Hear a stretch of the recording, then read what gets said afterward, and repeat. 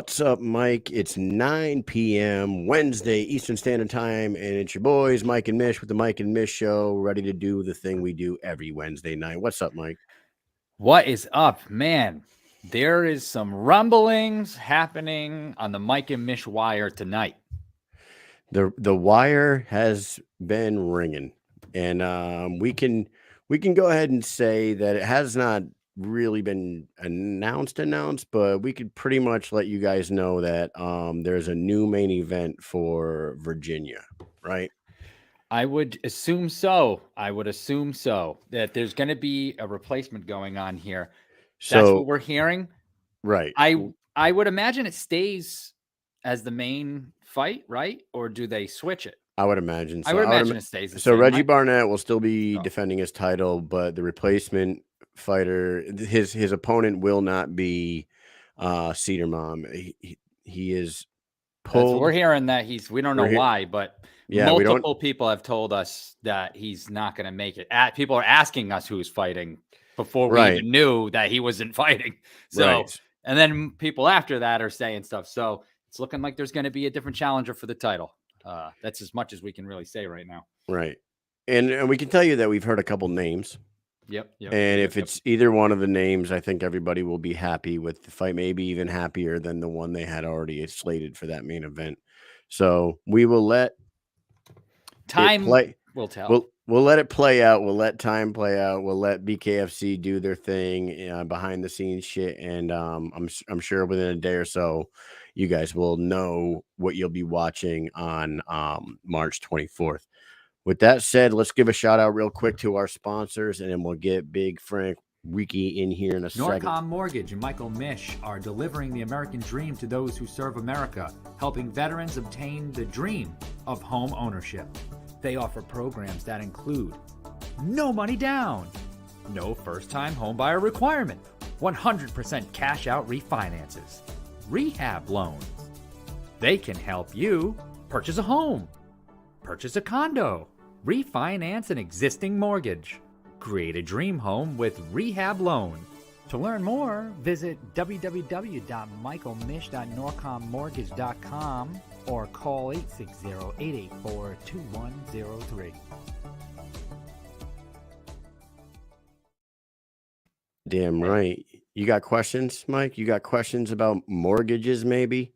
You just hit up Mike Mish, Norcom Mortgage, 860-884-2103, and get all your questions answered by the best in the business. Call them now. We also got Guerrilla Warfare Apparel. They have been riding with us for a while now, and you go to their website, use promo code Mike and Mish, and get 15% off your total purchase and buy some awesome shit. They take care of us. They take care of a lot of fighters, and they're just growing and growing. So get over there. They got a lot of cool stuff, a lot of comfortable clothes. Mike and I are both wearing one. Yeah. Yep. They got the Mike and Mish line. So go do that. Go check out condemnedlabs.com. Condemned Labs got awesome supplements, really strong stuff. The high stim pre-workout Convict is like fucking off the hook. Go there, use promo code Mike and Mish, get 10% off your purchase there.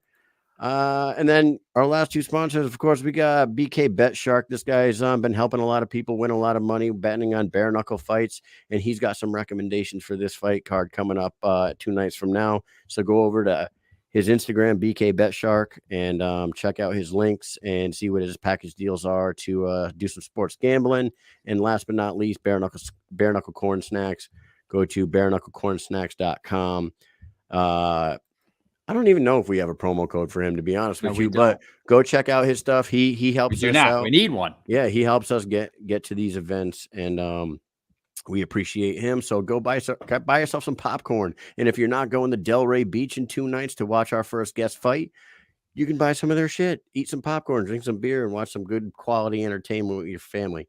With that said, our first guest is making his return to the Squared Circle in 2 nights from now against Erick Lozano.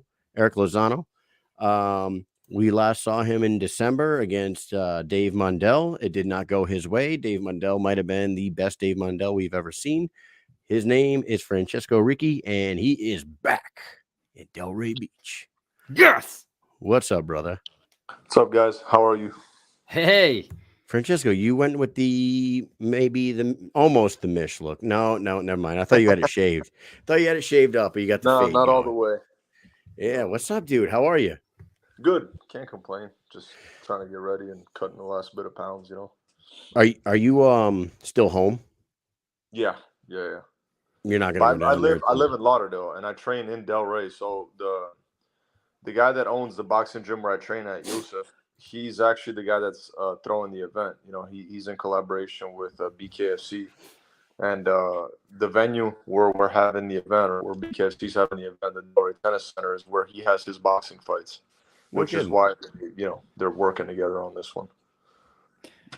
That's not too far. It's not too far from where you live. Then what is it? 45 minutes, an hour? Yeah, no, less than that. It's like in traffic 45 minutes, without traffic like 30 minutes. That damn Florida traffic, I'm telling you. I have never been to a place where a red light takes any longer. There's top of the fucking charts for waiting at a red light in Florida. I'm lucky because the express lanes literally start right above the exit that I get on at, and they end right before Delray Beach. But even with that, every once in a while, there's some dumbass that fucking crashed into the express lane, so it kind of screws it up for everybody. Unbelievable. Hey, Francesco, the event, the venue's outside, right? Yes. Yep. Am I hearing this correctly?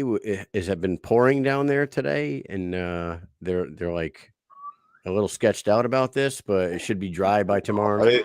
It said all week that it was going to rain. It actually said that it was going to rain Wednesday and Thursday. But Friday looks to be good. Now it's saying that it's not going to rain tomorrow and Friday, so we should be fine. All right, cool. They switched the venue for the weigh-ins. I believe it's going to be in a place and not at the tennis court. No, it's at Throw Social. It should be at Throw Social. Yeah. I know. We go there. It's like an axe throwing place. Oh, is it? Yeah. Axe throwing. Do they have a contingency plan? Is there like an indoor arena there in case of weather? I would imagine there's got to be some sort of contingency plan. No. I think what they do is the ring is covered. Like, remember like WrestleMania? No, they're not going to do that. No ring covering. Nope. So the best way I could explain it is, I don't know if you guys remember when Maxwell fought Ocho Cinco. It was the Logan Paul Mayweather card. Yeah. I was at the Hard Rock Stadium, and that was outside. And it started raining when my boy Luis was fighting Jarrett Hurd. And they were fucking slipping and sliding all over the place. They ended up pausing the action in the middle of the fucking fight, which kind of sucks. But I guess whatever. It is what it is. If your game plan is to get your opponent tired, it probably sucks. But damn, I thought they'd go like WWE style. WrestleMania, they'll do like outdoors, but they have that, canopy covering. Or canopy. Yep. Dude. Not that I know of. Well, you know what, man? We're glad you're back. We were wondering how soon you were going to get back after December. We got to talk about that a little bit. You heard me say it on the intro. Dave Mundell, you ran into a Dave Mundell that was just on his fucking P's and Q's that night from bell one to the end there. He was as sharp as Dave Mundell's ever looked there. What can you say? I mean, have you gone back, and I'm assuming you had to go back and watch it. I don't know. Every day when I wake up and go to sleep, I watch that fight. No shit. And what do you see when you look at that? What do you take from that fight other than Dave looked phenomenal? Yeah, he looked amazing, much better than he's ever looked. I don't know. I'm bittersweet about the fight for different reasons, and I'm not gonna go too far into it because I don't want to. Definitely, the outcome is the outcome, obviously, but when I look back at that fight and I try to diagnose and see what I would do, I'm very smart at game planning, or at least I think I am. We'll see this fight, I guess, because a 2-fight skid means that I'm probably not that good at game planning. But long story short, I try to see like, hey, what would you do? What could I have done differently? What could I have done well? And my game plan would have been the fucking same. If I was to fight Mundell tomorrow, my game plan would have been the same. The only difference is I would be on my wheels a little bit more. I don't know why I was so stuck in the tracks, like when I was fighting him. And I don't remember what happened, but my nose was broken from the first round. He finished shattering it, thanks to him, in the third round. But my nose was already fucked up in the first round. And I remember I had like almost tears forming like around my eyes. I couldn't see well. And my whole game is catching people when they come inside. And I don't know what the fuck happened, but I couldn't see well enough. The depth perception was almost delayed. So that's when I started circling to the outside of his power side. I started circling to his right, which was away from his power hand. And that's how I fought the second round, just to kind of get my wits about me. And then I remember I caught him like right above the eye, and I saw him wipe his eye real quick, and I was like, oh, fuck it. Let me go in for the kill. And everything that I was trying to do was trying to get him to reach and for me to counter him. I knew he was going to go to the body. I saw every ounce of mitt work that he posted online was always low. So, like, I knew he was going to go to the body also to mitigate the distance between the two of us. And fuck me, man. As soon as I started circling towards his power side again, like, I ended up, tasting a healthy dose of irony for me saying that he didn't have any power. It was like you just said, you gave him all the respect. He did look amazing that night. And I did rewatch that fight today because I was, prepping to talk to you again. And it did seem like you were a little slow to get off in the first, maybe, and you just explained it. Maybe that like one of those first couple shots rocked your equilibrium and your fucking depth perception, and it wasn't the same after that. So, I mean, we're excited to see you back though. For sure. Yeah, I mean, listen, he was the better fight. He fucking showed up, like definitely showed up. He looked good. He was a better fighter, and he's the champion for a reason now. And thanks to him, because he, lit a fire under my ass that I haven't felt in a long time. I don't want to say I got comfortable at top because fuck, I haven't been there long enough to be comfortable. But I want to say that I didn't pay attention to certain factors that could have been contributing factors as much as I should have. And I was like, I'm undefeated, indestructible, young. Yeah, okay. It kind of opened my eyes up a little bit to what can happen. So I just need to go harder. I didn't underestimate Dave at all. I knew Dave was training his ass off. I know the team that he comes from. Me and him follow each other. We've been following each other since before the fight was announced. I knew he was training hard, and I knew that there was a big possibility that we'd be fighting each other. So I trained my ass off. I should have listened to my team, and I shouldn't have rushed back into competition. I'm not saying that the fight would have went differently if me and him fought in February. Maybe it would have went the same. I feel like there's a lot of things that I couldn't do because of my knee. Now, with that being said, my knee didn't play a factor at all. My knee felt great. The surgery went great. It didn't limit me from doing anything in the fight. It limited me from doing certain things that I wanted to do in training camp. But to be very honest with you, there's mistakes that I made in this fight that if I wouldn't have had this outcome, I wouldn't have realized that I was making them. So, hey, I'm here to fight as often as I can this year. Hopefully I get a title shot again soon. I'm going to, spark Lozano and then fight whoever I need to fight after that. And then, we'll see where it goes from there. But I'm honestly not looking past Lozano either, because even though he got his lights put out from Lorenzo, he's still a hard puncher. I think the majority of his wins actually came from knockouts. So I'd be stupid. He still went 4 rounds. I mean, it was a young Lorenzo at that time, but young as in the sport. It was only his first few fights, but Lorenzo may not have been the same guy, but he's always been a beast, and he did go. It's not like and people remember the flat line, but they don't remember that it happened in the 4th. I think it was the 4th. Yeah. It was. Yeah, I think it was like 4th round. It's not like it happened in the first 30 seconds of the fight. The guy was given a decent fight to Lorenzo up until that point, and then Lorenzo did what he did, like he always does. So, but let's talk about this for a second. There was a good question by Big Ben in the comments. He was saying, no disrespect at all, but why are you fighting this guy and not a numbered fighter? And I'm looking at the top 5 right now. You sit at number 1. Mike Richmond's coming off the Knucklemania fight. Mike Perry's busy with Luke Rockhold. Yuli, I don't know how active Yuli is anymore, and that's your boy anyway. And Yordenis Cedeno just fought. They fought each other. He just fought. So literally the entire top 5 is already been fought or already busy besides yourself. So you had no choice but to go outside. I'm glad you brought that up. The first thing that I asked was to fight, the person closest to the title. As you just mentioned, there's nobody in the top 5 that makes sense. Richmond was already scheduled to fight. What's his face? Lorenzo for Knucklemania. Perry was playing with his vagina somewhere. I'm sorry, I don't know if we're allowed to curse, but do whatever you want. You are. Yeah. Okay. So I'm ranked number 1. Number 4 is Yuli. From what I understand, Yuli doesn't. I don't know. They're not coming to terms to contracts yet with the BKFC. That's why he's doing his thing boxing. He was also already scheduled to fight because he's fighting in London. And regardless of the fact, I look at Yuli as a brother now. I wouldn't fight him again. Then number 5 was Cedeno. He's never fought at 175, and he's also coming off of a loss. So he didn't make any sense. He was booked to fight. I also asked to fight somebody ranked at 185 because there was nobody ranked at 175. And I'm like, hey, Dave got a title shot from fighting at 185 pounds, 195 pounds, 205 pounds. So fuck it. I'll fight somebody ranked at 185. Let me fight somebody that's ranked up there. Doolittle was actually already scheduled to fight Boswick by the time that, you know, me and my management got around to BKFC. There was nobody for there to fight there was nobody for me to fight even at 185. Jared Warren was the only other guy, but he was already scheduled to fight Jeremy Smith, from what my manager told me. So Lozano was really the only guy. Is it a lose-lose situation for me? Technically, but what am I going to do? I'm not going to sit on my ass, and I want to fight 5-6 times. And regardless of the fact, I think I'm the best. I think that if you put me in there with anybody in 185 or 175, I think I'll win. So to me, it doesn't fucking matter. I don't care if, you know, number 2 is not available, number 3 is not available. You got to fight number 4. It's too big of a risk. Who gives a shit? The paychecks are the same. I expect to be paid the same whether I'm fighting a scrub or I'm fighting a top-level guy. I couldn't really give a shit. So the fact that now I'm fighting Lozano, fucking sound the same.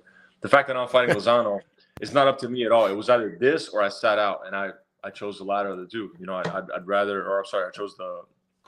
chose to fight instead of sitting out. So it's not up to me. I would rather fight somebody in the top 5, but unfortunately that option wasn't available. I asked for a rematch right away. Of course not, you know, online. But I asked Dave, I'm like, hey, what do I need to do to get a rematch? I tried what I could. And I'm like, if I don't deserve a rematch, I understand. I didn't defend the belt. So it is what it is. I'll do what I need to do to get a rematch. So that's kind of how this fight came to be. Did you just break some news here, or did we already know about Jared Warren and Jeremy Smith? No, they were supposed to fight for the Delray card. Okay. That's what I had heard months ago. Oh, was it supposed to be on that card? Yeah. I didn't know that. That'd have been crazy. The news of who Eazy is fighting, who Barnett is fighting. We didn't say who he's fighting. We didn't say who. We just said that he's got a new opponent. Yeah. I didn't want to say anything just in case, because I was about to bring it up as an example, but thankfully, we're good. Yeah, we stayed away from that.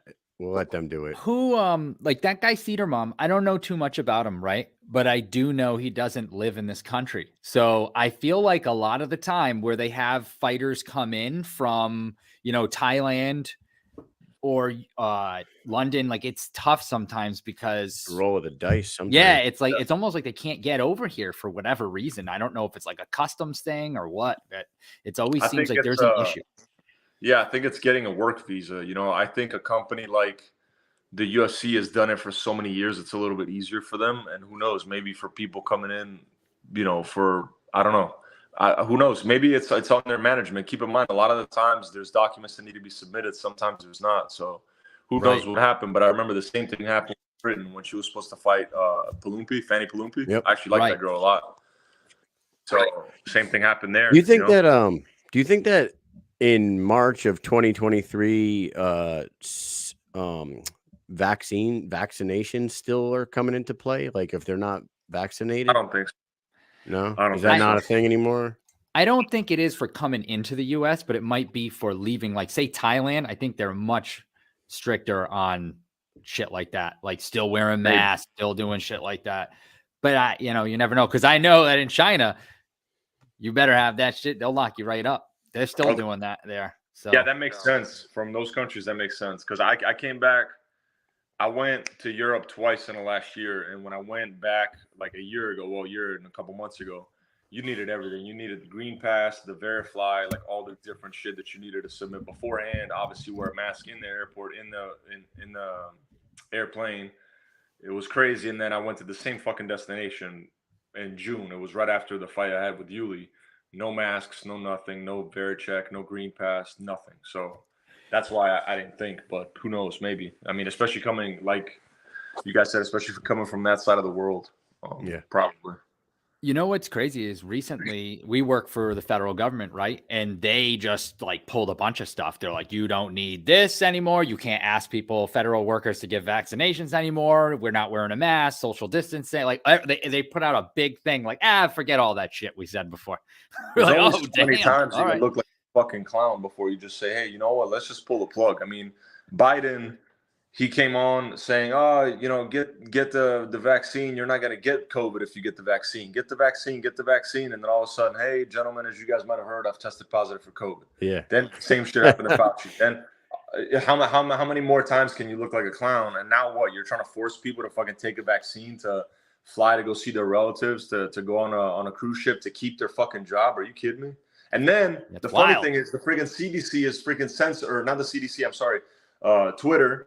Elon Musk bought out Twitter, and he exposed a whole bunch of bullshit going on where they're censoring Harvard graduates, people that doctors, like actual medical professionals, and the fucking people that are censoring them don't even have a fucking medical degree. So it's like, I think the cat's out of the bag. I think with all the bullshit that's been going on and all the crap that's been getting unraveled, I think everybody's just like, hey, let's just, dial it back a little bit. Yeah, dude. I'm glad. So, dialing it back. Francesco, do you ever watch the show Curb Your Enthusiasm? No. Do you know who Larry David is? No. All right, Larry David created Seinfeld, and he's like the most he's the most blunt, doesn't give a fuck type guy ever. And I like to say that traveling with Mike is like traveling with Larry David, right? Like Mike, he lets the Rhode Island accent go, and he's like, look at this fucking idiot. So one day we're sitting in the airport, and Mike, I don't know if you remember this. Do you remember the lady that had the mask with like the glass shield? She had like the plastic shield. Yeah. And then she's eating ice cream across from us. Yes. And she's sticking two fingers up the mask, and she's pulling it out, putting the spoon up, taking a bite, and putting the mask down. And Mike's going, "You fucking kidding me?" He's like pointing at her. We're sitting directly across from her in the airport seats. You know what I mean?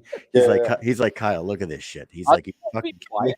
And me and him basically are just staring, and I'm talking to my wife on the phone, and I'm laughing. I'm like, Mike's fucking talking about this lady.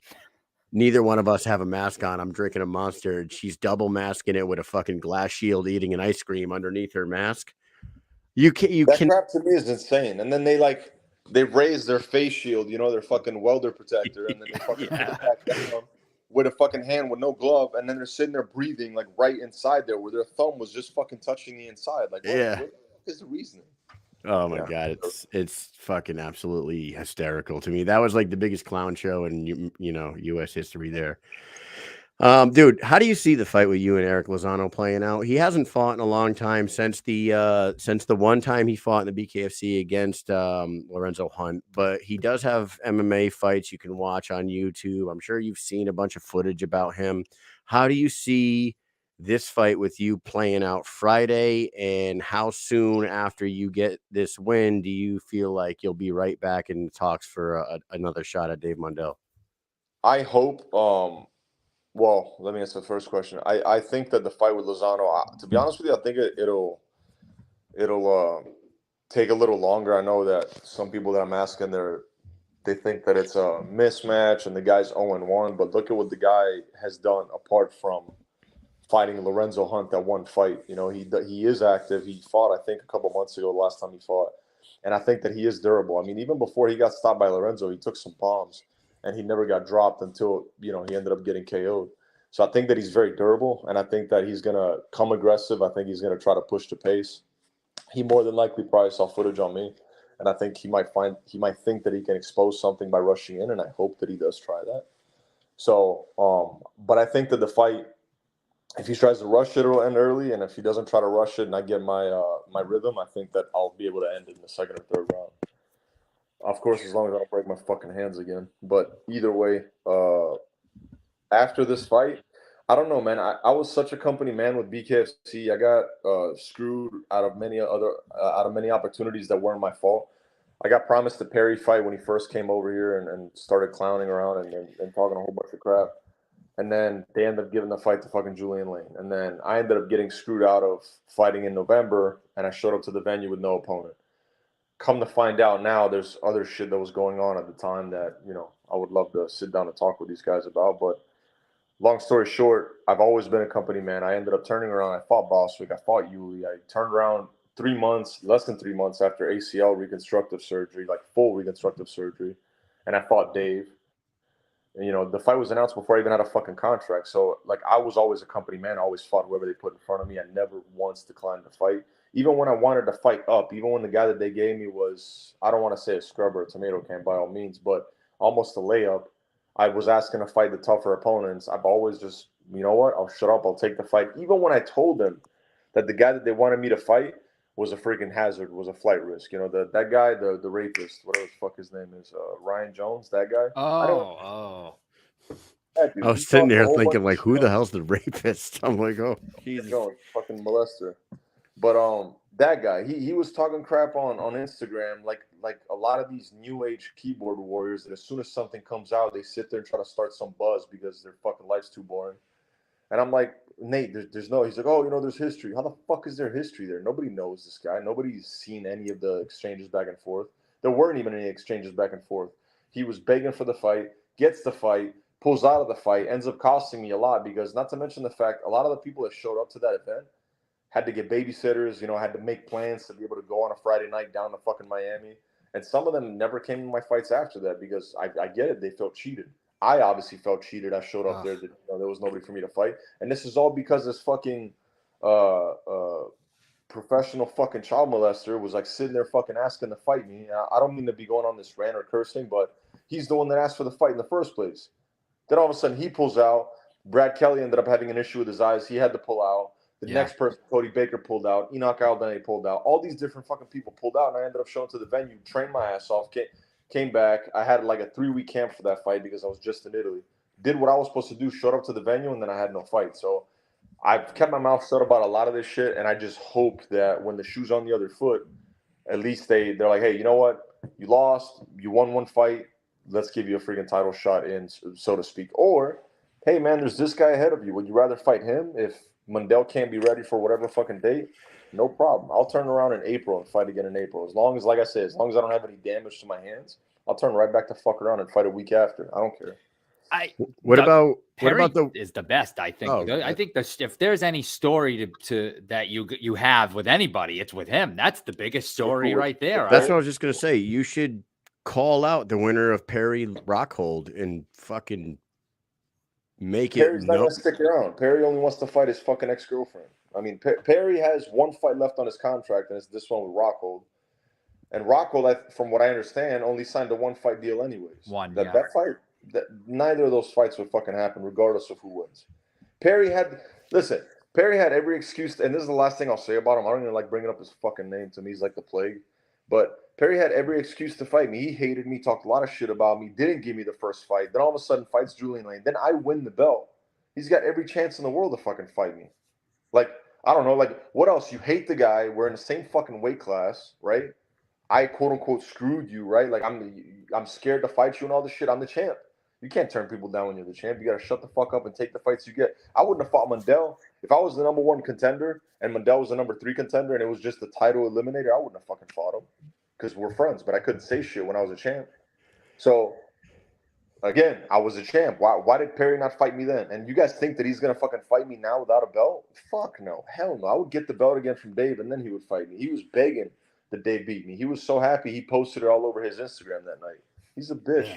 That guy, he's not cut from the same cloth as me. Perry wouldn't take the fucking risk. You guys think that Perry's crazy and, like he's out there celebrating being retarded, walking around being illiterate? Fucking, we're not cut from the same cloth. Perry turned down a Kevin Lee fight. That's why he got kicked out of the UFC. Perry's a bitch. He's a Molosso bitch.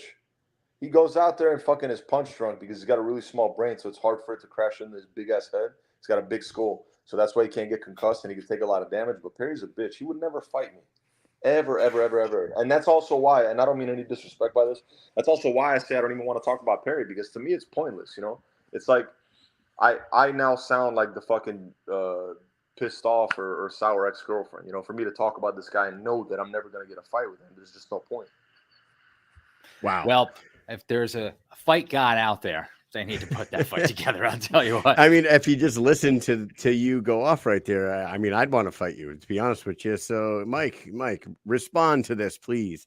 Dude, it's exciting to see you back here, and we're glad you're right back in there. Just a couple months after you losing the title, it's awesome that you're bouncing right back and you're taking. Just remember, every great has a loss on their record. The greatest of the great, minus fucking Floyd Mayweather, but that's Nah, man. Listen. I strongly believe, and listen, to each his own. But I strongly believe that if you challenge yourself, eventually you're gonna run into a fucking brick wall, and then you can regroup yourself and then fight again. But in my opinion, if you fought everybody, you have a loss on your record. And even I'm not saying some of Floyd's fights were close, no, but Floyd always fought everybody at the right time. There's a reason why he fought a 20-year-old Canelo Alvarez at 152 pounds when now Canelo's fighting at 175. There's a lot of tricky characters behind there and a lot of smart fucking management for Floyd. And there's a reason why now he's fighting every fucking Saturday, and it's not a professional fight; it's an exhibition. Right. He's got them all tied up now. I mean, he's working everybody over now. Now he's doing tag team boxing, but we're not even going to get into that because that's about the most dumbest shit I've ever seen in my life. Tag team boxing coming up soon for Floyd and Pac-Man. Frazier is a great. To me, Joe Frazier, he brought Ali back to the boxing game. He brought him back. He paid for his fucking food. He brought him to court. He fucking paid for the attorneys that ended up getting him back his boxing license after Ali dodged the draft. Fought Ali, beat Ali, right? Because to be the champ, you got to beat the champ. Beat Ali, that's a champion. Then fought George Foreman and lost, unfortunately. But he's a fucking great. He's somebody that no matter what, always fought who was in front of him. That's the kind of shit that I aspire to be like. I don't care, man. I never gave a shit about a perfect record. To me, I just want to be known as the best. Fuck, Lorenzo has a love loss. it, man. Yeah, exactly. All right, well, hey, let's finish up with you. We got a fun game. Mike came up with a cool game for you because you are the man straight out of Italy, the one of the best in the world at 175 pounds, bare knuckle, the Italian born. Are you going to play a little Italian or no Italian? We're going to see how well Italian you know, or not Italian, or not Italian. How well do you know your cuisine? Here we go. Number one, is it Italian or not Italian garlic bread? It's Italian. I mean, American Italian, but Italian. Okay, Mike, is this true? So, in Italy, not Italian, right? So it is an American Italian thing, right? So these are like official, right? It says in Italy you'd get bruschetta, or how do you say this? Crostini al aglio, which means garlic, right? Crostini al aglio. Yeah, but they're different. They're different. That's hard. Yeah, those are hard. Right. It's still bread, but it's like hard bread, and it's like garlic is like rubbed on top of there and olive oil. It's not the same as the fucking garlic bread that they so garlic bread's like American Chinese food is basically. Yeah. Here we go. Number two, pizza. It's Italian. From my home country, from my hometown, from Naples. Look at that. This guy knows his stuff. From Naples. Look at that. There you go. All right. How about this? Chicken parm. I mean, I want to say yes, of course, because it's an Italian dish, but I don't know the history of chicken parm. I know that there's some food that was invented elsewhere that then ended up becoming a known recipe from Italy or from France, for example. So I don't know. I would say yes, Italian. But eggplant parm, Italian. Yes, 100%. Chicken parm originated in the United States with the inspiration from eggplant parm. Caesar, it's funny because it's like from like a healthy thing. It's like a healthy thing in Italy, and it comes over here, and we're like, you know what we're gonna do? We're gonna throw some cheese on that chicken because it's a little too healthy. I'll tell you something. You know, like sometimes people here get Alfredo, and they toss shrimp in the Alfredo. Oh, you know, like shrimp Alfredo pasta. Yes. You don't mix dairy and fish. You don't mix cheese and fish. That does not fucking happen in Italy ever. That's some stunad shit. That was actually one of like there was 12 different things that I had written out. We picked 5, but that was one of them. And you knew the answer right there. And there's actually a funny story behind that where there's 2 different restaurants in Italy that kind of fight over who came up with, you know, fettuccine Alfredo all the time. Or like the South says they made something and then the North says no, we made it better. They just call it different things. Yeah, I know. And then there's like 50 million different fucking types of pasta that look exactly the same that have different names. Yep. And they like fight over it. Yeah, I get you. Number 4. Caesar salad. I don't think so. No. You are correct. Not Italian. Created by Cesar Cardini, an Italian immigrant who operated restaurants in Mexico and the United States. First served in Tijuana, Mexico. How about that one? And I thought it was Caesar. I thought it was Julius Caesar. Oh no, those fuckers didn't eat salad. They ate each other. They're fucking cannibals. All right, last one for you. Lasagna, Italian, not Italian. Oh yeah, that's Italian. There it is, Italian. 100%. Originated in Italy during the Middle Ages, 5th to the late 15th century. Frank, you are the man. We always love having you on. You only got one wrong, by the way. You know your Italian cuisine. You know your home country for sure. Which one he did I made get up wrong? with the fettuccine though. Oh, he made up with the garlic bread. The garlic bread. Garlic bread, okay.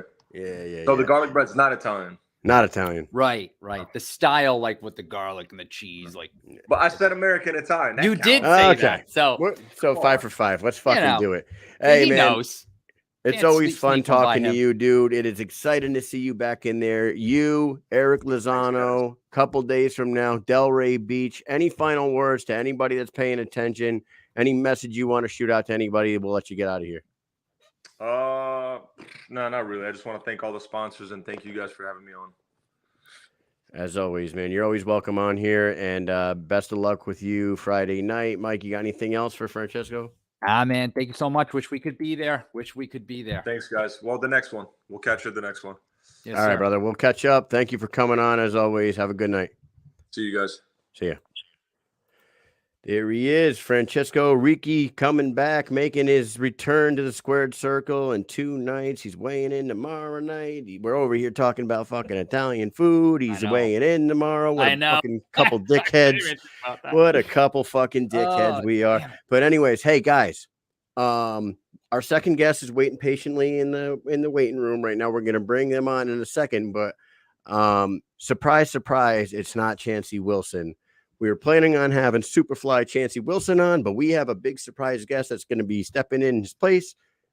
She has a very big fight coming up. 9 days. Is it 9 days from now, Mike? 9 days? Math is pretty tough. So math 7 from Friday. This is 8 and then 9. I think you're pretty good. It's close to 9 or it's a little bit less. Yeah, dude. And I help my kids with math all the time. See, I'm putting them on the right track. Here we go. She will be taking on Britain Hart for the title in Norfolk, Virginia. I think I said Norfolk. All right. Norfolk. How do you say it? Norfolk. Whatever. Norfolk, I think. Norfolk. Here we go. Faulkner. Hey, we got Jenny Savage on the show tonight. Here she is. Jenny. What's up? Hey. What's going on? How are you? Nothing much. Just training my butt off and just creating a new version of your girl. And you have a really weird vibration going in your voice right now. Can you hear it? Let me take this. Let's try that. Oopsie. Oh, she'll be back in a second. She'll be right back.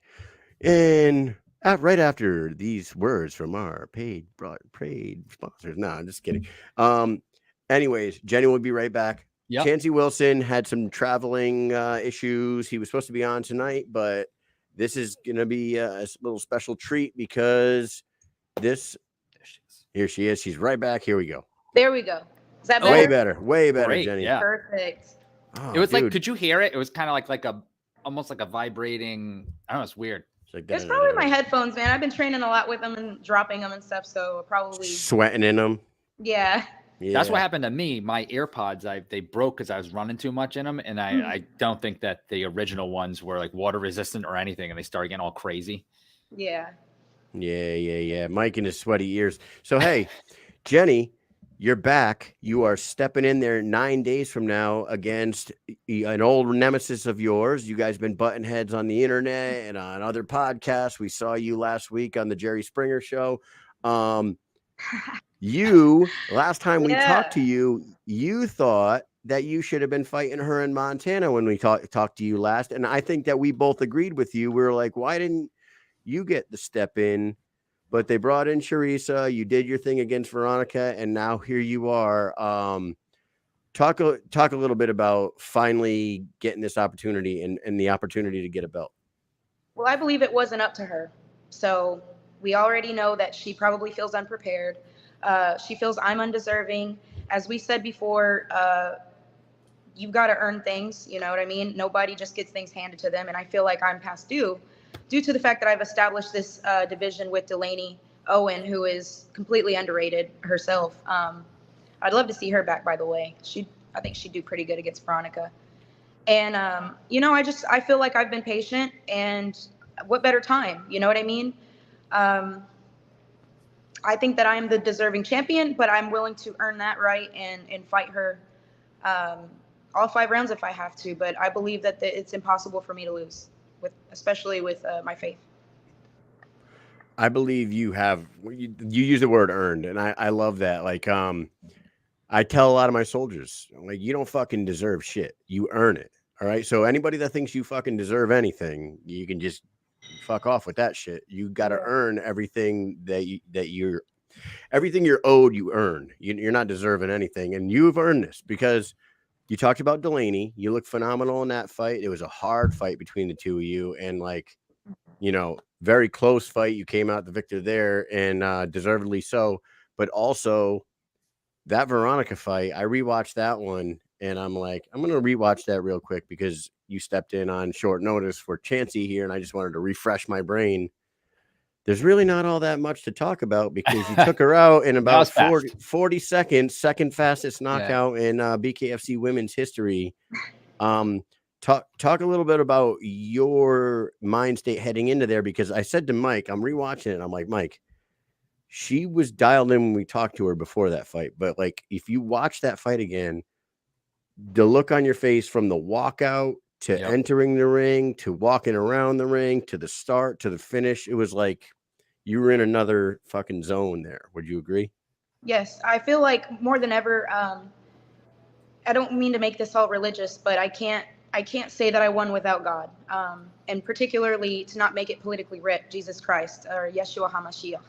And I believe that he has been my rock. I believe that as long as I keep my focus on him, I will win any fight. If I depend on my own strength, maybe not. So I went into that fight finally willing to pray in the spirit, not let anything get to me. I know that Veronica was really intimidating to me, despite what everyone said. I believe that she had a strength that people were overlooking. So I didn't want to say that I was going to go in there and beat her out of cockiness, but out of confidence in my training and in my faith. And I believe that I did just that. And I wrote prior to that, before I walked out with lipstick, I put, "You will knock her out in the first round." And that's exactly what I did, only because I had to vision that. And I believe that as long as I can envision it, as long as I can see it, it's going to happen. I feel like that happens a lot. Like people who are like confident like that, and you kind of envision something over and over again. You see it a lot so UFC, they always have cameras, and you can see people training in the background. Like remember the Conor McGregor, Jose Aldo, and he was like seemingly doing that exact punch, training it. And who won recently? It was oh God, Leon Edwards, maybe. And Edwards. Also, Jorge Masvidal was practicing the flying knee. Knee. 5 minutes before that fight, he was back there. They have footage of him practicing the flying. Yep. It's like positive. And Shevchenko just lost. Yeah. And who won? She was practicing. Yes, Alexa Grasso was practicing taking the back. Yep. Yeah, man. That shit happens a lot. You know what? Not even a fight related thing. I was just watching this fucking Netflix documentary. No, I was watching something on Jim Carrey, the actor, Jim Carrey. And Jim Carrey, when he first started in show business, people told him, you're too much of a fucking weirdo. You're not going to be able to make it. The people are not going to accept your brand of comedy. You're just too fucking out there. He wrote himself a $10 million check, and he tacked it on the wall at his apartment. And like 3 or 4 years later, he cashed that bitch. I was like, dude, tell me that's not fucking an inspiring fucking story right there. You know what I mean? Like, that's just like you writing it in lipstick. I will knock her out. You will knock her out in the first round. Yeah. And you know what? And I think that she, as weird as it sounds, she might have gotten better from that, because she might have been a little overzealous in there against you. And then she came out in her very next fight against Andy Wynn and looked like a much better fighter. So you taught her a lesson sort of that night, Yeah, absolutely. And it's funny that you bring up actors. My inspiration for this was Tom Cruise. And one thing that he always said was that he envisions his character. Even if he feels like the worst that day, he envisions the best version of that character and he tries his best to execute it. And I feel like, I mean, we all seen that if you watched Maverick. I mean, that was phenomenal. We needed that. You know, America needed that movie. So it definitely inspired me to put on my best character. And he says that's what you are. You are the character. So that's what I'm going. Tom Cruise is the best. Is like the best. Like his acting is great, but just like doing his stunts, the shit that he does, dude's a crazy insane. person. He's nuts doing the shit that he does. He did that fucking like Mission Impossible, I don't know, 5 or 6. However, he was like 53 years old and he's hanging off the side of an airplane. Yes. And like he's hanging off the side of the plane. And then afterwards, they're like, yeah, that was really him hanging on the side of that plane. He didn't want to use a stunt double. That was a 53-year-old fucking Tom Cruise hanging off the side of an airplane. Unbelievable. Exactly. Fucking nuts. Now, hey, we all saw DJ Tony's podcast with you and Britain. They had you on there. It's called Face Off Radio. You took that for face value. You were ready to go fucking ballistic, and I believe you took the reins off and you went ballistic. You're right. A little bit too much, but yes. it was entertaining, but like people got to really see the animosity between you guys. Without getting you like really spun up, like why is there so much animosity between you and Britain? Does it stem off of like one incident, or is there like a buildup over years? Like, because it really seems like you two really just do not like each other. Yeah, I feel like, you know, after watching how she gives so much respect to everyone else that comes in the division, I feel like I was a threat to her and her honey pot of Paige Van Zant's, good payday. I think that it was, I mean, it could have went either way, and I wasn't going to be upset no matter where it went. You know what I'm saying? So I came in, honestly, and this is not an excuse. I don't regret anything. So when I say this, I don't regret what I did. I was very depressed, extremely depressed, and she was in my way. She was disrespectful. She threw shade at me. She pretty much said that I wasn't, that Sheena Starr had it in the bag. And then right away said that, well, duh, it's Sheena, she sucks. And I'm like, you know what I mean? And then it's just constant shade that I feel it was unnecessary, unless it was that she was jealous of me, or, I don't know, my face could be punchable to her. I really don't know what it is.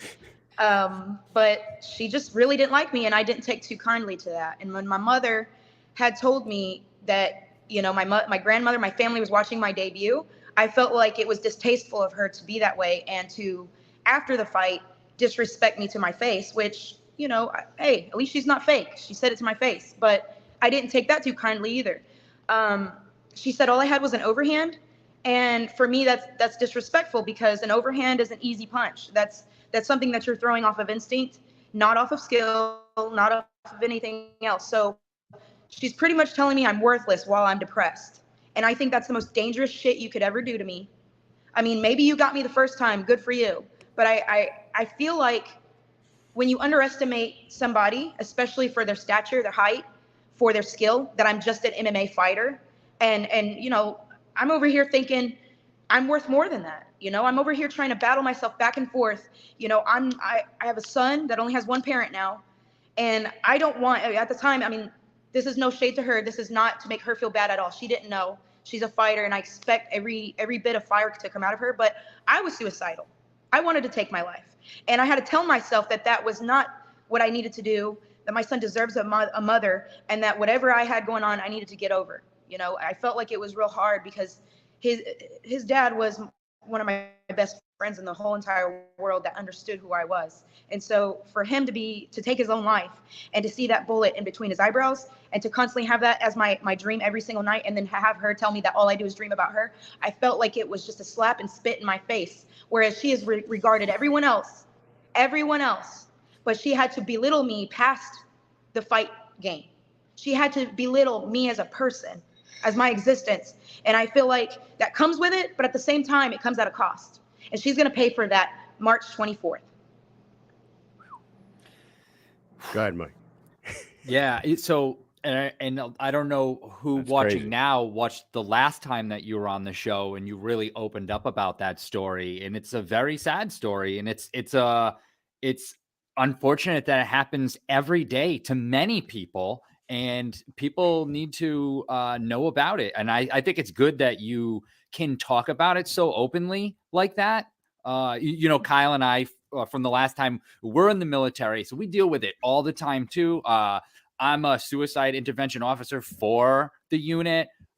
Kyle was the first sergeant. He actually just got released from that position and went somewhere else, but he's dealt with it all the time. So like, and people are too many times. It's a very, very, very hard thing to talk about and admit. And the way that you come out and talk about it openly like that is, it does a lot of, it helps a lot of people. It really does. I mean, you could see one person talk about it, and that could make somebody go, you know what? They see you and how you're talking about and how you feel, and it might make them go, you know what? I need to tell somebody. I need to talk to somebody. So that's really what I want to say after you, before we move on from this, because I think it's great that you talk about that. Did anybody offer you? Did anybody notice any changes? I mean, everyone knew what you were going through at that time, but when you said that you were feeling personally suicidal, did anybody like approach you on that? Anyone close to you and be like, Jenny, no. See, I had, well, with the exception of my church, the members of my church, you know, despite what people say about church, it was my lifesaver. My pastor Randy, Pastor April, Doug, I forgot his last name, but Doug was a prophet that had came to our church, and he was literally, if you see one of my first videos on Instagram, he gave me a word, and it was Psalm 1441, and Dutch Sheets gave me Isaiah 22:22, which means that we have the authority. And that, despite who I am as a broken person, cussing, broken, a fighter, who would think that, you know, when they say we're not supposed to be fighting and all this, but I believe that he came to remind us of our righteousness, and he loves us for who we are in our flesh. And as long as we know that who we are in him, we can overcome anything. So I'll say that, yes, other than, you know, family couldn't say the right things. They sort of kind of made it worse, put gasoline on it. But that, I feel like that was meant to happen so that I can kind of see how the way other people think, because everyone thinks differently. And, you know, it's crazy about suicide and depression and anxiety. Sometimes we'll be happy as can be, and then boom, we get hit like a Mack truck. Some thoughts that we never thought would ever come to us. And I just would love to make awareness about the imposter syndrome, and to let people know that sometimes we rob ourselves of the truth, you know, with lies from the enemy. And I believe that it's very important to know who we are in him. So if we ever feel strayed, it's always good to come back, and despite how maybe other people have had like a bad taste in their mouth with church, like myself, I had a really bad taste in my mouth of judging and all this other stuff. I was a teen mother. I was not the best example. I was on drugs. I would party. I'd go to ICP concerts. I mean, I was the most craziest girl, skateboarding butt naked down the street. Whatever you could think of, I did it. And it took that brick wall of suicide and a reminder of what I've had to constantly deal with, because I, you know, with my son's father, I was attracted to him through our depression. That's literally how we got together, because we had broken homes and we came together, and you know, when we broke up, I guess it just went away. But I think that it all comes full circle if we just keep our eye on the dove, if we keep our eye on God, and just know that we could always start again each and every single day. Each day is new, and each day has its own worries. I love this version of you. Like somebody said in the comments, you've matured so much in a good way. Like somebody might see the Tony podcast last week and like still think a certain way about you, but they need to see you in this way, because when you open up about, you've been through so much in your life, and you have used that to make yourself better. And now you're like the best version of yourself. I think from what we've experienced with you, you seem like the best version of you, and you look like you are in the best shape of your life. You look like you're training better than ever. You're in camp with Misfit of who's a better person to have in camp than fucking Christine Faria. Right. Like she's, you know, top of the heap. She's a Mount Rushmore bare knuckle fighter. You know what I mean? Like she's the one. Yeah. She's a legend. She's the one you want in your corner. Is she going to be in your corner in Virginia, by the way?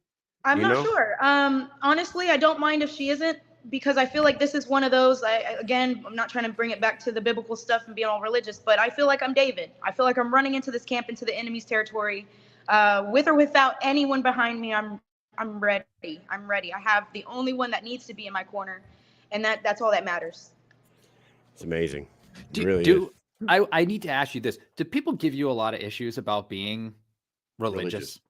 Oh man, all the time. They're like, how can you grab your Bible one minute and curse the next? It's like, well, I want to tell you, we need to go to him as we are, and he's going to work on us. I'm far from perfect, but he is, you know what I mean? And I feel like, just look all around. There's Head from Korn.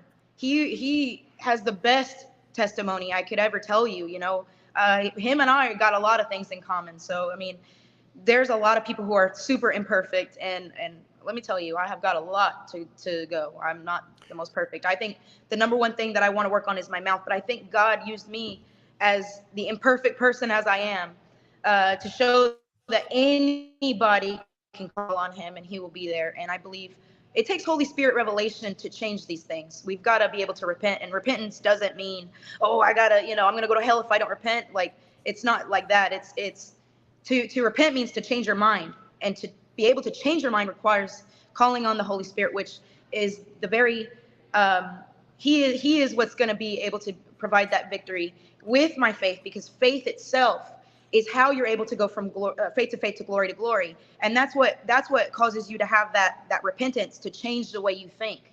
So yeah, I've got a lot to go. I'm not perfect. I am no Joyce Mayer. So let me tell you. Who is, and whoever is, or whoever will be, right? Right. That's the thing. And as Kyle said earlier, like, people might have seen you on Tony's show or on another show, but that's the issue. And we love Tony, by the way. We're not taking shots at Tony. We love DJ Tony. Tony's the man. Yeah. What I see is more of like the way that social media works, and the way that people view other people is in snippets.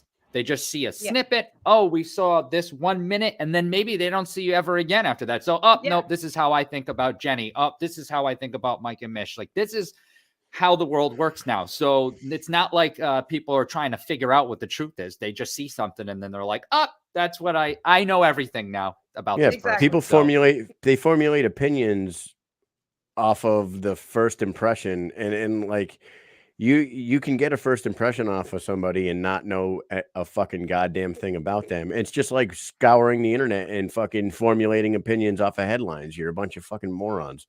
Read into it, open the article and read the article a little bit before you formulate an opinion. Just like when you meet a person, if you look at them and you don't like their face, don't automatically hate them. You know what I mean? Look at my face. Right. Look at this face, dude. When I was in I'm going to tell you a story about Mike. Mike is my co-host and one of my best friends, right? Yes. He was in my unit for like a solid 2 or 3 years before we deployed together in 2012, right? And like, we get into pre-mob, and we're like doing all the pre-mob training, getting ready to go overseas.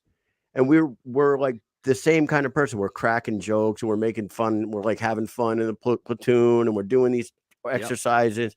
And we realize that, and then we start talking. We're like both into combat sports. We like fights. We like fighting. And I'm like, dude, man, how long you been in this fucking unit? He's like, oh, I don't know, 2 years, 3 years now. I'm like, how the fuck have I never met you? He goes, oh, I've seen you around. I just saw you and figured I don't need that fucking problem in my life. Yeah. I saw him walk into the cafeteria one day. Now, mind you, I'm a new soldier, so I'm a private. He comes in. I think he was like an E6. He's a staff sergeant, right? I was so an E7. I was E7. Like, I'm not going to maybe. Okay. You were an E6, like when I first got there, right? So I'm like, I'm not going to go near him, because he's way outranks me at this point. Like, so that's number one. And number two, he just looked like a fucking asshole. I was like, this guy looks like he's mean, He walked in with this mean face in the door, and I said, I'm going to stay away from that guy. And I work in avionics. So I said, you know what? I'm going to stay away from him. And I work way away from his section. And we just never, and then I was on the van with his wife for 2 years or something before I didn't even talk to him. So, yeah. Yeah. And Jenny, the funny thing about that is, we're doing the training and shit, and I'll call home to my wife and I'll talk to Amy, and she's like, yeah, blah, blah. I'm like, man, this fucking kid, his name is, do you know a kid named Mike Hunold? I'm like, he's fucking funny as shit. We're like the exact same person, just different a little bit. She goes, I think, wait a minute. I'm pretty sure he rides in my van. They took a rideshare van. I'm like, really? She goes, yeah. Where's he from? I said, Rhode Island. She goes, yeah, he rides my van. He's been riding in my van for like a year or two. I've never heard that kid talk once. I was like, what? I'm like, he never shuts the fuck up. So, hey, you know, see, that's the thing. You just never judge know. a book by their cover, goddamn. And that's the moral of the story here. Right. And give someone a chance, right? Right. Have discernment, not judgment. There it is. Jenny, how do you see this fight with you and Britain playing out? We know how the first one went. This is your run back, but you're on a 2-fight win streak, and you've looked better than ever in your last 2 fights. Now, like we just talked about, your training camp, you're training your ass off every single day. You're training with the right people. You got the best in the world in your camp. How do you see this fight with Britain playing out this time around? You know, visualizing it. Yeah. What's funny is when I first fought her, I never thought I was going to win. I thought we would go the distance, sort of Rocky style. Isn't that funny? And I just wanted to land that overhand. She said I'd never land because I knew she was in my way. You know, at 125, I'm way too little. I never thought of Britain as a 115er because she's 5'7". She's so tall. You know, most girls her height are like 145 pounds. So I never really thought that I was going to win. I thought I was going to get a Paige Van Zandt shot because she lost to her. And I thought that I was going to get a beautiful check. And that did not work the way I thought it would, unfortunately. But things happen for a reason. And now that she's coming down in my swamp, okay, I have a vision now. I have, you know, I feel like that's where I messed up all to begin with, is to say, well, I don't know. I don't see myself. I was too humble, you know. And she even said it best. She goes, well, I'm not humble. She's like, I'm not going to be humble for her. And so I was thinking to myself, man, you know. And so this time I'm not. I'm confident. I don't want to say cocky.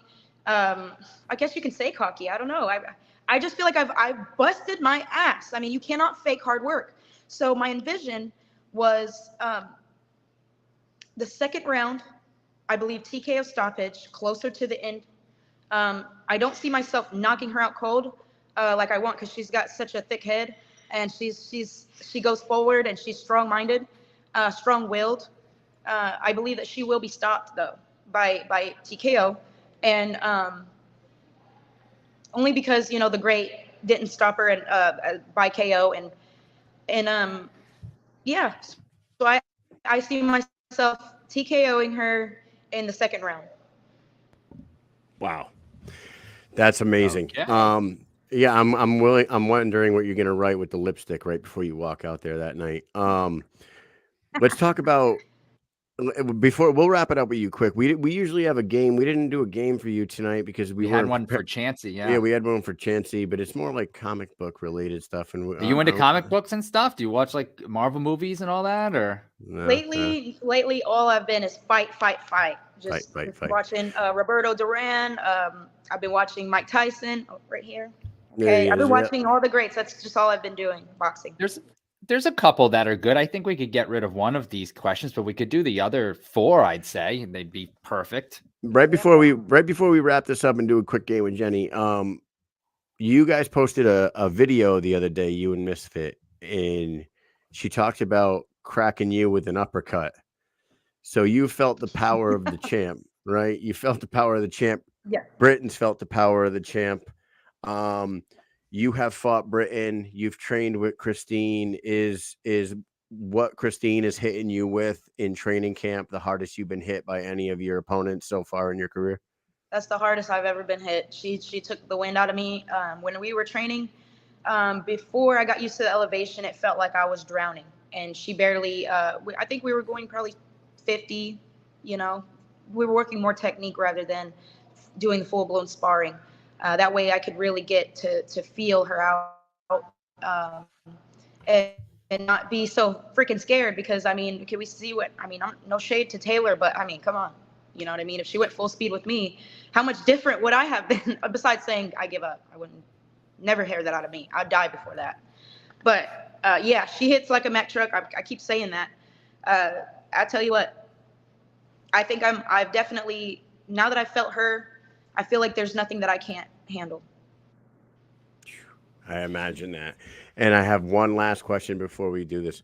I forgot. I talked to your manager, Kevin Smith, earlier today. He said that you had an amazing meeting with the Tennessee committee about getting Bareknuckle into your state. Can you talk a little bit about how that went? I heard that you were the voice. You were the one that stepped up and like you did a phenomenal job with the Tennessee committee. Can you talk about it? Yeah. Yes, of course.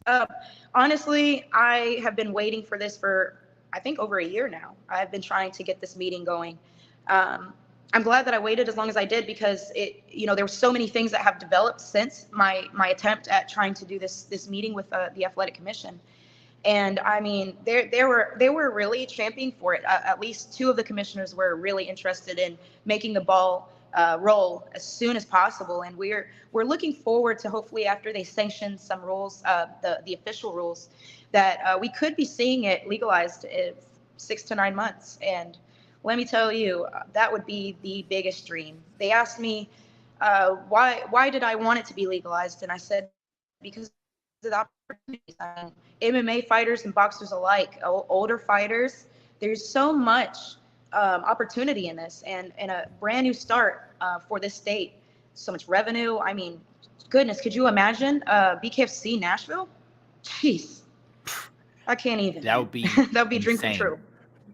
I was just gonna say, I've never been to Nashville. I don't know if Mike ever has, but I have. Okay, well, my ass would 1000% be at that event if it was Party Tennessee. capital. I mean, BKFC Nashville. We got to be there.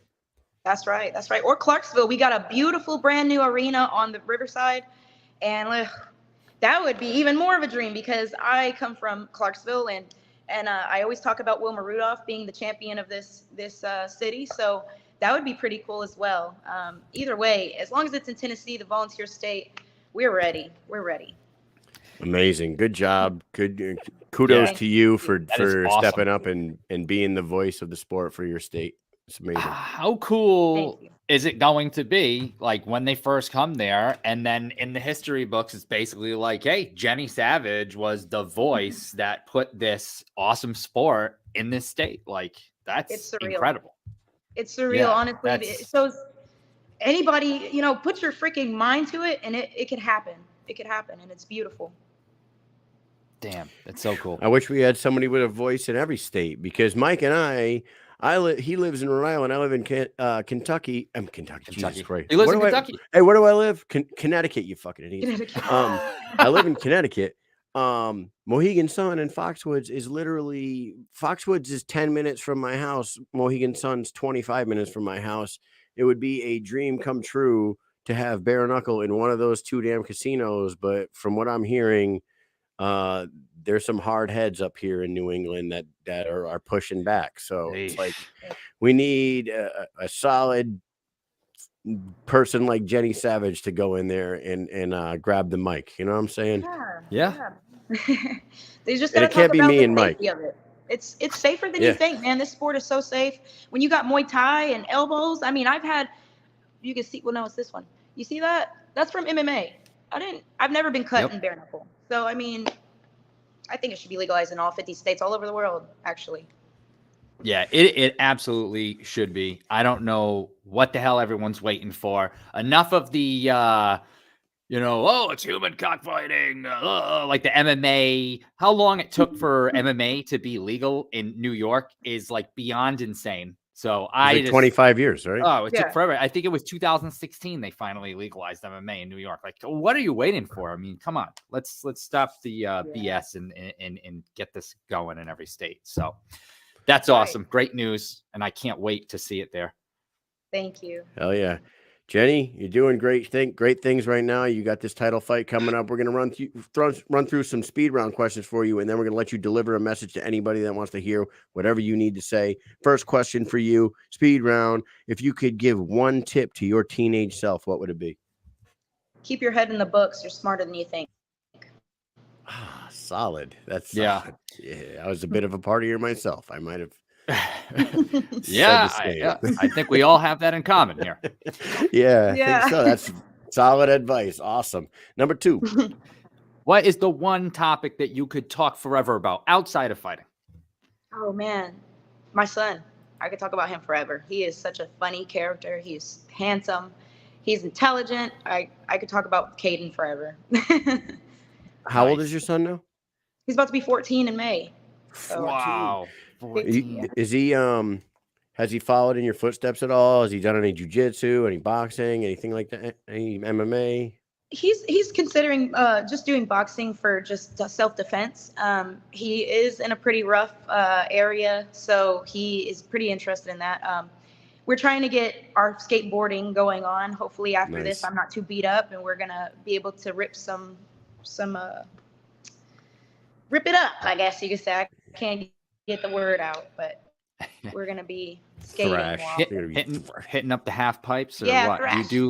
Yeah, they're gonna thrash. They're gonna be on Thrasher magazine together with Tony Soto. Yeah, Tony Soto. Yeah. Have you ever seen Tony Soto skate videos? He's like Tony Hawk. Come on now. Yeah. I mean, Tony used to send me and Mike skate videos from back in the day when he was a pro. That dude, I'll tell you right now, he says it all the time that he's the toughest guy in Bareknuckle because you've seen my skate videos. What can a fist do to my head that concrete didn't do? And he's got a video where he like hits this gap and he lands on this tractor trailer and he falls off the trailer from the height of a trailer. And he lands and smacks his fucking head on the concrete and he stands up and grabs his skateboard. And I'm like, holy shit. He's not bullshitting when he says that like a fist doesn't really do much to his head. I believe him, I think. Knock the air out of you. You damn skaters, man. I'll tell you. Number 3, here we go. If you could be a superhero, which one would you have? If you could be a superhero, what power would you have? Well, you know what's funny is I had that as a kid, and I wanted to excuse me. I wanted to read minds, and I feel like I read minds too well. So I don't think I want to ask for any superhero powers or any of that, because I feel like if at any time, technology changes and I just get some kind of gift of some kind, you never know. Like I said, I feel like I could read people so much better now that I'm a more advanced fighter. And like I said, that was the one superpower I wanted. I regret it. That's a great answer by her. And Mike, do you remember that we actually asked your upcoming opponent this same question like a long time ago? And I remember because yours is interesting. A lot of people will be like fly, super strength, see, X-ray vision. Britain said the ability to pause time. Yeah, control time. Control time, reverse it, rewind, fast forward. We were like, wow, I remember that. Yeah, so both of you guys had pretty interesting answers on that one. I like that. I like them both. Number 4. So this might be the one where I was like, maybe it was kind of more geared towards Chancey because we know he's into that. But if you watch the Marvel comic movies or anything, we could just skip that one. Yeah, well, it's not Marvel. It's I was raised on heavy metal. I don't know if you guys are familiar with that. Oh yeah, comic book. Hell yeah. That's the best. Okay, the worst I like it. is DC maybe. I don't know. I like Batman. Yeah, some of the DC ones, but they constantly fuck up, don't they? Yeah. Have you ever seen, Jenny, if you ever get a break from training and doing all this stuff, DC does have one of the best products out. It's on HBO Max. It's called The Peacemaker. Oh my god. Starring John Cena. And John Cena now, is great. Absolutely fucking hysterical. And he is this super powerful, like Captain America-ish type guy called the Peacemaker. Super rated R. Like it's the raunchy comedy, but super violent. It's the best thing that DC's ever made. It's really good. Really, really good. I'm gonna look into it. Maybe give them a chance. Yeah. You'll laugh your ass. If you do, let us know what you think, because I so highly recommend that show, and it's coming back for a second season. So here we go. Last question. If you had the opportunity to be immortal, would you take it? I'm already immortal, baby. I'm just kidding. No, because I think that we don't die. Like our spirit goes on. So, I mean, no, I think there's something way better than this planet out there after death. There you go. That's a great answer. I don't know if I'd want to be immortal either. Watch everybody you love around you go while you're just stuck on this planet. Yeah. You get to stay here until the fucking meteor hits it in 200 years, and then you're fucking floating in space. Yeah, fuck all that noise. All right, Jenny, great interview with you. Thank you for coming in on short notice, stepping in for Chansey. Thank you so much. We thank you so much for that. Like we said, you show growth and maturity as a person, mentally and physically, every time we see you and talk to you. We're excited to see you back in there 9 days from now with your title opportunity. Take a second, say some final words, deliver a message to whoever needs to hear it, and then let you get out of here. Absolutely. I want to thank my coaches. I want to thank Coach Kelvin Garcia. He has been the saving grace for my technique. Man, I've dropped a lot of my MMA technique, and I've picked up a lot of boxing wisdom. And I could tell you I wouldn't be able to win without him. Unfortunately, he's going to have to be fighting or cornering Nate Landwehr, but that's fortunate because Nate has been the forerunner of Clarksville's fighters. So he could use all the help he can get, and I'm not even mad. I'd rather him be there, and I'm just grateful to have a coach like him in my corner. Not literally, but he's usually always in my corner, always. So I'm grateful for him. So shout out to him. Shout out to Veteran Grown. They made it possible for me to come out to Las Vegas. I mean, goodness gracious, if it wasn't for them, I'd be staying in the project somewhere in Las Vegas, and they're sketchy. And like I said, if it wasn't for him, also his products has taken away most of my anxiety. It's crazy. I literally sleep like a baby. Nice. That's awesome. Like, I highly recommend CBD. I used to think, oh man, it's not pot, man. You know, you can't get high off of that. It can't help you. No, that stuff heals, and it heals like my blisters that I get from training. So, goodness gracious, I can't say enough things about Veteran Grown LLC. And I want to thank NutriFit for helping me with my nutrition.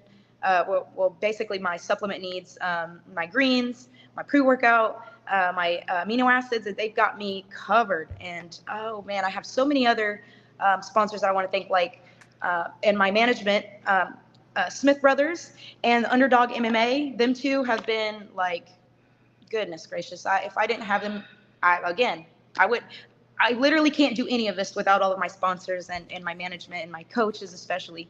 So, but most of all, I want to say thank you to the Lord. He is delivered, and he has delivered me from so much. And if I could say, hey, no matter what form you're in, go to him when you're tired, and he will give you rest.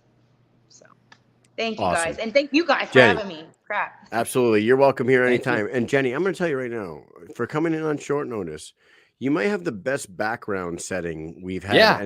I was thinking the same thing. I was like, I love it. I love this background. Yeah, it's so good with the brick and the Mike Tyson. Got the and ring, you're sitting in the corner. Are you sitting on a stool in the corner right now?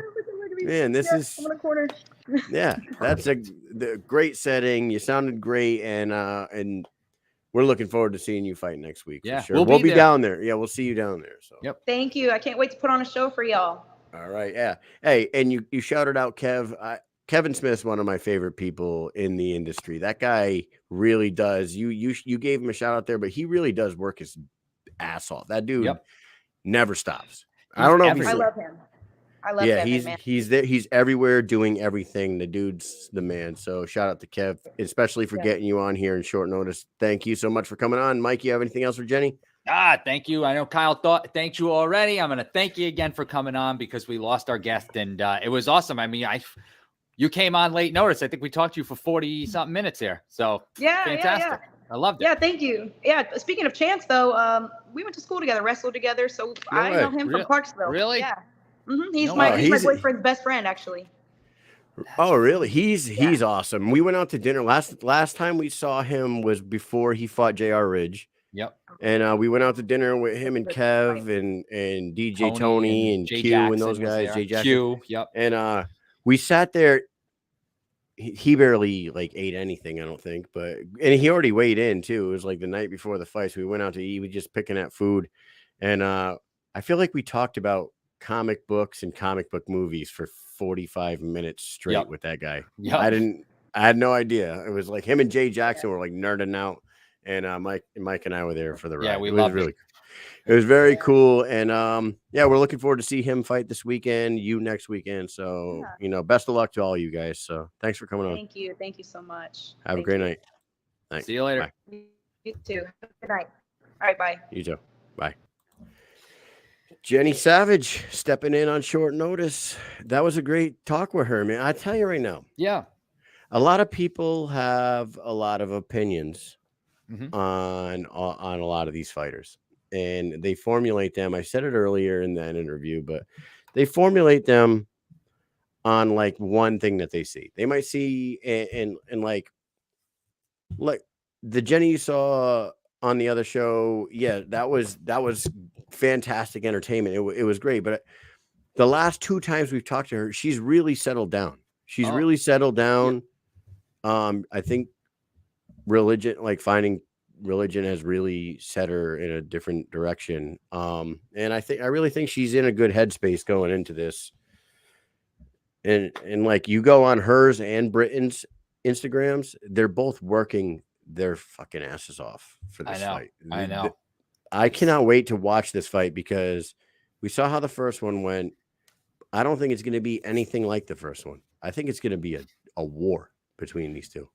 That's the thing, because you feel the animosity, the heat between them two, and when they encounter each other in that ring again, having fought already, it's and to add this extra layer that it's at 115, because they both have been talking about going to 115 for a long time, when 125 was a thing that they had to do because they didn't have the option for 115. They were both saying, we need to go to 115. I'm a 115 fighter. Now here we are. And I think there is going to be some crazy heated exchanges in that fight, like swinging, like just crazy, because they both want to hurt each other. That is for sure. Hurt is the name of the game, but these two, I feel like, actually want to hurt each other, so it's the get their aggression out. And last time they fought, it was like, I think they're gonna kind of kill the hate towards her. I don't want to say hate, because you know what I'm saying. It's a loaded word, but I thought they would settle down after that, which it did for like a little tiny bit, and then right after that shit just took right back off. So here we are again, and man, it's exciting. Hey. And it's next week. People in the comments, you guys are welcome to your opinion. Hanowski is always vocal on every single chat you see him in. He's very vocal, and he says what he says, and he means what he says, I guess. Mike, you are entitled to your opinion. I don't know if it's gonna be a washout like fucking he thinks. I really don't. Especially watching the two training, everything we're seeing in training, and like I really do think that Jenny's head is in a different space than it was the first time they fought. I think she's more dialed in, she's more focused on the actual task at hand, and she's got good people surrounding her in her training camp. So I'm not saying I think either one of them is going to win, because we don't ever do that kind of thing, but I don't think this is going to be a washout like a lot of people are saying. I don't. Yeah, I don't. Did they? And I'm not taking anything away from Britain. I think Britain is great. I think she's the second best female fighter in Bareknuckle on the planet, right behind Misfit. I think Misfit and her are 1 and 2, and then everyone follows. But this is Jenny's opportunity to take her spot in the top 2. You know what I mean? And get herself a title. Yeah, it is what it is. It's going to be great. And what I was saying just a second ago is that it isn't even this week. It's next week. This week we have a killer card. Delray. A killer card. And knowing that there's other fights that were supposed to go down on this card that are not going down, it would have been even like that Jared Warren. What? This card, guys, if you guys have not like really looked and paid attention to this Delray card, it is so good. And it's like, it's outdoors. Like, It's in Florida. It's in I really Florida. thought there was a cover over the ring. I mean, you never know, dude. You never know what can happen on Friday night because it's Florida. You know, it could rain for fucking 10 minutes and then stop, and they can resume. And then now they're boxing on ice. You know what I'm saying? It's so crazy, dude. I hope it doesn't fucking rain. That would be nuts. But hey, like, listen, dude, if you're there in the crowd, bring a poncho. I'll tell you that. Hey, we have news. We have news. Yeah. Michael Quigg, who's in the comments as he always is. Michael Quigg had an emergency. I believe something happened with his family, and I'm not going to get into his personal business on our show, but he had won the tickets. Yes. From Russ and Country. The Extreme BK fan page did a ticket giveaway for us last week. Yep. And there was a second place winner that got an autograph poster sent to her, and we're going to be sending her some t-shirts and stuff and stickers.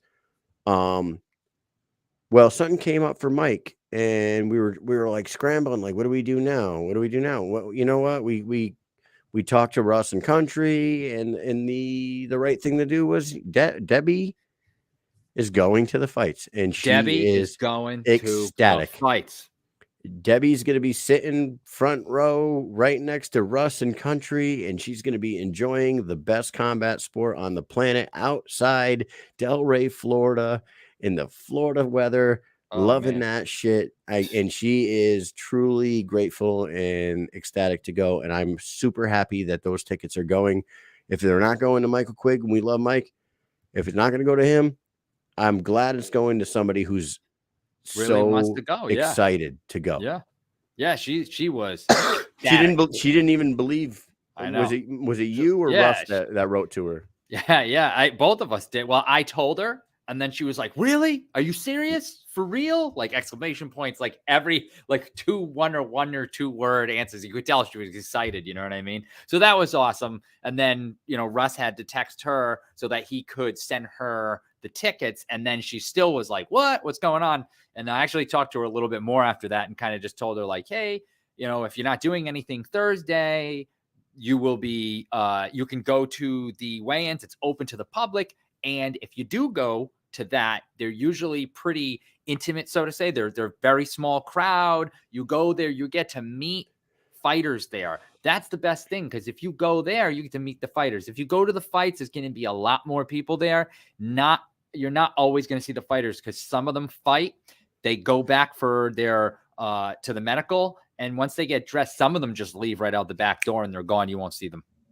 So some of them come out and they walk around and they talk and they do their thing, but not everybody does that. Like Mike, you get a good opportunity to actually meet some of them, get some pictures taken, maybe some autographs. If depending on how big of a fan you are, if you want to just get a picture with Dat and those guys, is a good possibility that you could do that if you show up at the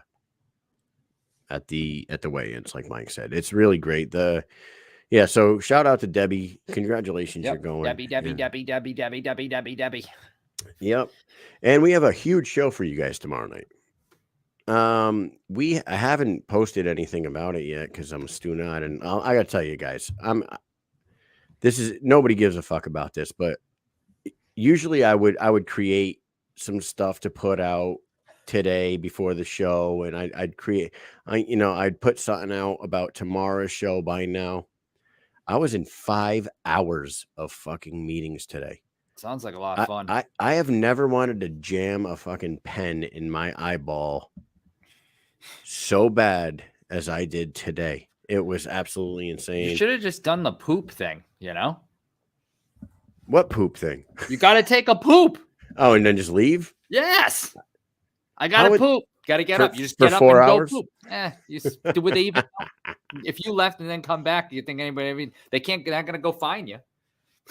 Yeah. Well, anyways, tomorrow night, Kasim Ruffin. Yep. I believe that's how you say his name. If I'm wrong, Kasim Ruffin. We'll be corrected tomorrow. We will be corrected.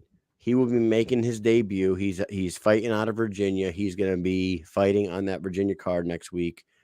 Kasim Ruffin will start off the show tomorrow. we're going to follow him up with the one half of the main event, who will no longer be fighting Cedar Mom, and we will find out who his opponent is very soon. Hopefully, maybe tomorrow night we can talk about who he's going to be fighting. Reggie Barnett Jr. will follow Kasim, and then after Reggie, we got the other half of the co-main event, who will be fighting the girl we just talked to. She will be fighting Jenny Savage. Miss Britain Hart will be on tomorrow night after Reggie Barnett to close out the show with us. Another big show.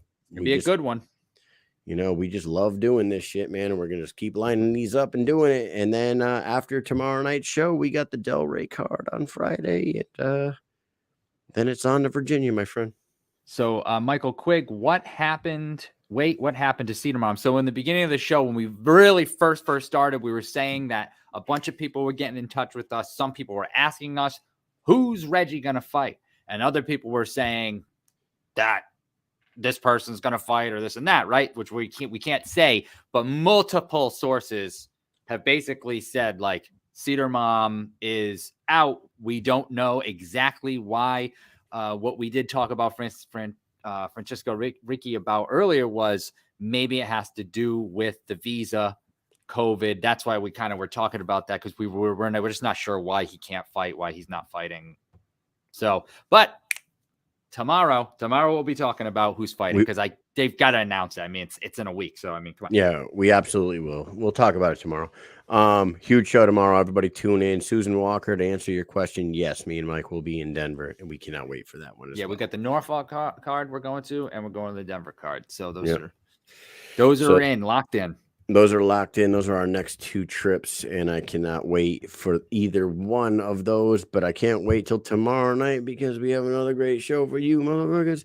With that said, Mike, shout out to Norcom Mortgage for being the best mortgage company in the country. And if you guys pay attention to the greatest commercial of all time, you know you got to call Mike Mish, and he will hook you up. Guerrilla Warfare Apparel. Hit up Guerrilla Warfare Apparel. Mike and Mish is the promo code, 15% off your purchase. CondemnedLabz.com. Mike and Mish code, 10% off your supplements. BKBetShark on Instagram. BareKnuckleCornSnacks.com. Go buy some snacks for you guys to watch those fights. That said, snack up. Mike, you got anything else for these peeps? Peace. We out.